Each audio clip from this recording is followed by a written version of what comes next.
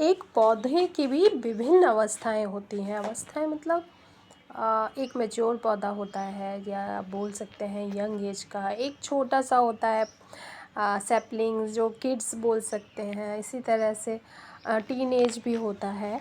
तो जो पौधे की एज होती है ना, जो प्लांट की या सैपलिंग्स या बीज से, उसी पे डिपेंड करता है हैवी फ्लावरिंग और प्लस सीज़न वेदर कंडीशन।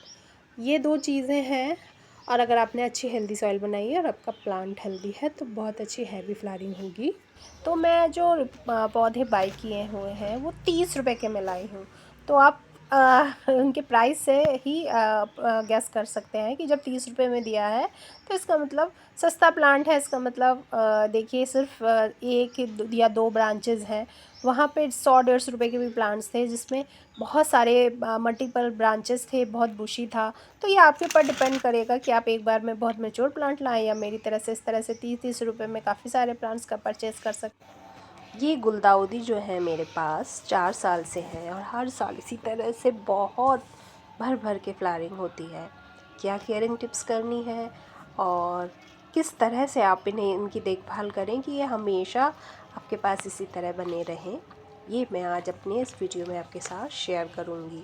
सबसे पहले तो बात मैं आपको ये बताऊँगी कि क्रिसैंथेमम को इस सीज़न में जब ये फ्लावरिंग और इतनी हैवी फ्लावरिंग हो रही है ना टिप्स पे, तो क्या है, ये इसकी जो स्टेम है तो वो वेट ज़्यादा होने की वजह से झुक जाते हैं। तो इसके लिए समय से सपोर्ट की बहुत ज़रूरत होती है। चारों तरफ से आप इन्हें सपोर्ट दे दीजिए। उसके साथ साथ मैं आपके साथ रिपोर्टिंग शेयर करूंगी। परफेक्ट सॉइल मिक्सचर के लिए मैं वीडियो का लिंक दे दूंगी, मैं किस तरह की सॉइल मिक्स में लगाती हूँ। क्योंकि अगर आप मेरे रेगुलर व्यूअर्स हैं तो आप देखेंगे कि इस साल मैंने बहुत सारे ये क्रिसैंथेमम के सारे प्लांट्स बचाए हैं। कोलियस के, इसके साथ साथ जरबेरा, डायंथस, सब मेरे पास मोस्टली सेव रहते हैं। इसके साथ साथ मैं सीड्स भी कलेक्ट करके रखती हूँ, जिससे अगले साल मैं सीड से ग्रो कर लेती हूँ। तो आपको सबसे पहली बात तो ये ध्यान रखनी है कि जब भी हम गमले में कोई भी पौधा लगाते हैं तो उसके अकॉर्डिंग सॉइल बनानी है। वेल ड्रेन होनी चाहिए, पोरस पानी दे, वो तुरंत ड्रेन आउट हो जाए। इसके साथ साथ अगर ये जो परमानेंट प्लांट है, मैं उनमें कभी भी मोस्टली मैं कोकोपीट का यूज़ नहीं करती हूँ, लेकिन क्योंकि मेरे यहाँ की सॉइल क्लेई नहीं है। अगर इनकेस आपके उधर वहाँ सॉइल क्लेई है तो आपको कोकोपीट या राइस हस्क यूज़ करनी पड़ेगी। अदरवाइज़ मैं सॉइल, कंपोस्ट और सैंड का जो रेशियो है वो 1:1:1 रखती हूँ। उसके साथ साथ मैं सिर्फ और सिर्फ ऑर्गेनिक कंपोस्ट और ऑर्गेनिक ही जो चीज़ें हैं जितनी भी वही यूज़ करती हूँ। तो उससे क्या होता है, प्लांट में थोड़ा भले ही स्लो ग्रोथ हो, क्योंकि अगर क्या है, अगर अभी मैं इसे केमिकल NPK डाल दूँगी तो क्या है, जड़ें तुरंत उसको एब्जॉर्ब कर लेंगी। तुरंत एब्जॉर्ब करने से क्या होगा, तुरंत मुझे रिज़ल्ट मिल जाएगा। लेकिन जो सॉइल के साथ जो पौधे का एक रिलेशन बनता है ना, कि मतलब सॉइल में मौजूद जो माइक्रोब्स हैं वो जो जितने भी माइक्रो न्यूट्रिएंट हैं पौधे को उपलब्ध कराते हैं, और बदले में क्या, और पौधे उन माइक्रोब्स को फूड उपलब्ध कराते हैं। तो ये जब रिलेशन बिल्ट होता है ना, तो आपका पौधा उस मिट्टी में, उस गमले में बहुत दिनों तक बहुत हैप्पीली बना रहता है। तो देखिए, ये साइड से मैंने कटिंग लगाई थी, दो थी मेरी, एक मैंने किसी को के साथ शेयर की है, वो ले गई। और आज मैं रिपोर्टिंग करूँगी। रिपोर्टिंग करने में आप देख रहे हैं, ये जो मेरी जो सॉइल है वो लास्ट ईयर की फिल की हुई है। मैंने इस प्लांट की आपके साथ रिपोर्टिंग शेयर की थी और वो देखिए अभी तक अच्छा सा बना हुआ है। और आज मैं एक दूसरा प्लांट इसी पॉट में लगा दे रही हूँ, क्योंकि ये 7 इंच का प्लांट है, एक पौधा लगा हुआ है, तो मैं इसके साथ ये डिफरेंट कलर का एक दूसरा पौधा लगा दे रही हूँ। बस करना यही है, हल्के से टैप करके मैं सॉइल पहले चेक कर लेती हूँ कि वो भुरभुरी है या क्लेई है। सॉइल क्योंकि क्लेई थी तो मैं इसमें तो ऊपर से थोड़ा सा पोर्शन ले रही हूँ, जड़ों को मैं डिस्टर्ब नहीं करती हूँ। जब स्पेशली बर्ड्स और फ्लावर्स रहे ना, तो जड़ों को डिस्टर्ब नहीं करना चाहिए, और नेट पॉट इसमें लगा नहीं है। उसके साथ मैं दे रही हूँ थोड़ा सा जो बुझा हुआ चूना होता है, कंपोस्ट, गोबर की खाद, नीम खली, बोन मील पाउडर और थोड़े से चारकोल चिप्स। अगर आप बोन मील नहीं देना चाहते हैं तो उसका भी बहुत अच्छा सब्स्टिट्यूट है कि आप थोड़ा सा ये जो भुजा हुआ चूना है जिसको मैंने शेयर किया था आपके साथ, उसे आप दे दीजिए। तो कैल्शियम आपके पौधों को, ऑर्गेनिक कैल्शियम आपके पौधों को उपलब्ध हो जाएगा। और विश्वास कीजिए, जिस तरह से जो कैल्शियम है वो पौधों में वर्क करता है, चूना भी सेम उतनी ही तरह से। अगर आपके पौधे में डेफिशिएंसी है, आपको क्रैक नज़र आ रहा है या स्टेम बहुत पतली पतली नज़र आ रही हैं, तो आप चूना यूज़ किए करके देखिए, 4 से 5 दिन में आपको रिज़ल्ट उसमें देखने को मिलेगा। तो बहुत सारे ऑर्गेनिक वे हैं प्लांट्स को हेल्दी और सालों साल अपने पास गमले में ही बनाए रखने के लिए। आप सिर्फ चंद 4 फूल या 10 फूल और ज़्यादा आपके पौधे पे आएँ, इसके लिए आप केमिकल दे के आप अपनी सॉइल को इनफर्टाइल बना रहे हैं, उसे ख़राब कर रहे हैं, वो डिग्रेड हो रही है। वो मैं आपके साथ शेयर कर चुकी हूँ।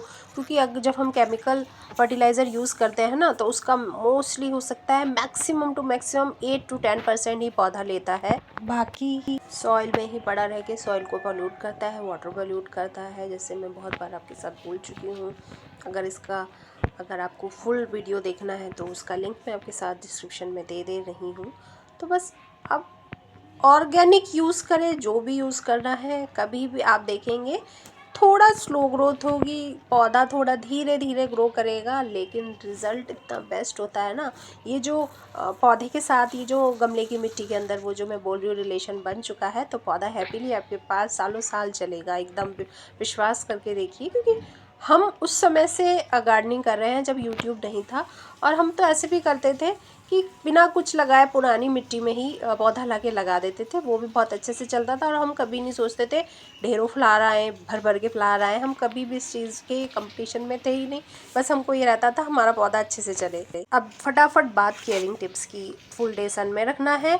और एक चीज़ ध्यान रखिए कि रात में ना, अगर गुलदाउदी को बिल्कुल घुप अंधेरा मिल जाए, ज़्यादा तेज़ रोशनी ना हो, जैसे मेरे आंगन में सामने से जो स्ट्रीट लाइट की रोशनी आती है, अगर उस तरह की तेज़ रोशनी में रहेंगे तो अच्छी हैवी फ्लावरिंग नहीं करेंगे।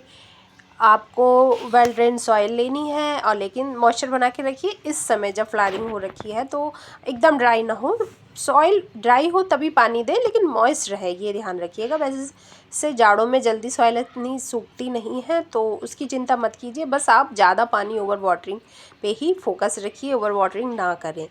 और इसमें आपको पेस्ट अटैक इस समय नहीं दिखेगा, लेकिन फरवरी मार्च के टाइम पे आपको एफिड्स वगैरह के, मिलीबग का अटैक मिलेगा। तो एकदम प्रॉपर नज़र रखिए, नीम ऑयल का स्प्रे कीजिएगा उस समय। और जब सालों साल आपको पौधा बनाए रखना है ना, तो भी आपको, मैं गुलदाउदी में हर महीने में 15-20 दिन में चेक करती रहती थी और नीम ऑयल का स्प्रे किया है, तभी ये 4-5 साल से इस तरह से हैप्पीली एक गमले में चल रहा है ये पौधा। तो अच्छा लगता है इस तरह से जब हम एक ही पौधों पे। ये देखिए, ये कैलेंचो भी मेरा लास्ट ईयर का है, हाइब्रिड कैलेंचो है, उसे भी मैंने सेव किया है।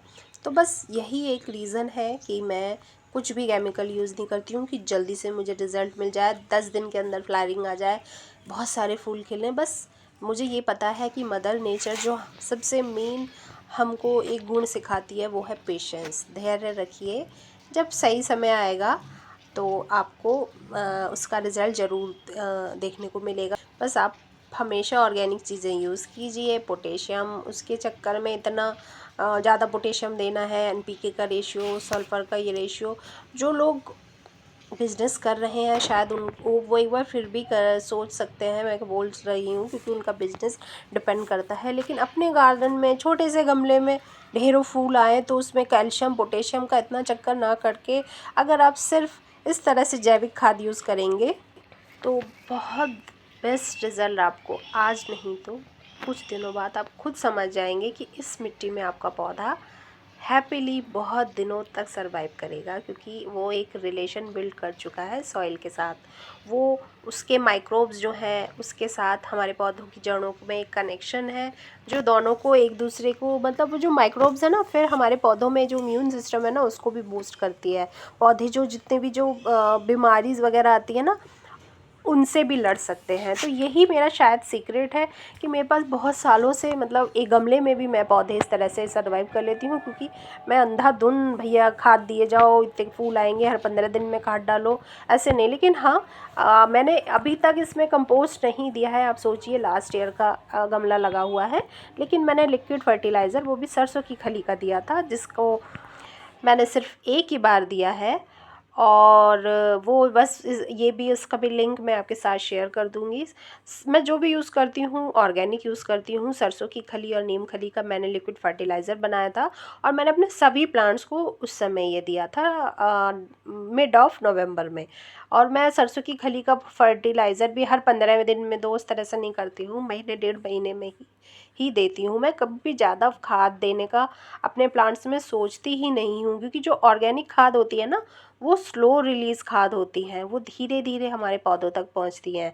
तो अगर आपने एक भाग कंपोस्ट दे के अपनी सॉइल तैयार की है, तो वो 5-6 महीने के लिए सफिशेंट है। आपको इतना प्रॉब्लम और सोचने की ज़रूरत नहीं है कि आपको हर 15 दिन में कुछ देना है, हर 15 दिन में कुछ देने हैं, क्योंकि मदर नेचर सिर्फ उतना ही लेती हैं जितना उनको ज़रूरत है, ज़्यादा नहीं। हमारे तरह नहीं, कुछ टेस्टी लग रहा है तो हम ज़्यादा खा लेते हैं, इस तरह से कभी भी नेचर में मदर नेचर नहीं करती है। तो बस आप थोड़ा दीजिए कि हाँ, सॉइल हमारी, आप हमेशा हेल्दी सॉइल की अगर कल्पना करके अपना पौधा ग्रो करेंगे तो आपको रिज़ल्ट बेस्ट मिलेगा। तो मैं यही बोलना चाहूँगी। और इसके साथ साथ अगर आप मेरे इस चैनल पर नए आए हैं और आपको मेरी ये बातें या मेरा जो एक्सपीरियंस है वो अगर आपको अच्छा लगता है, तो प्लीज़ मेरे चैनल पे बने रहिए, उसे लाइक कीजिए, शेयर कीजिए, सपोर्ट कीजिए।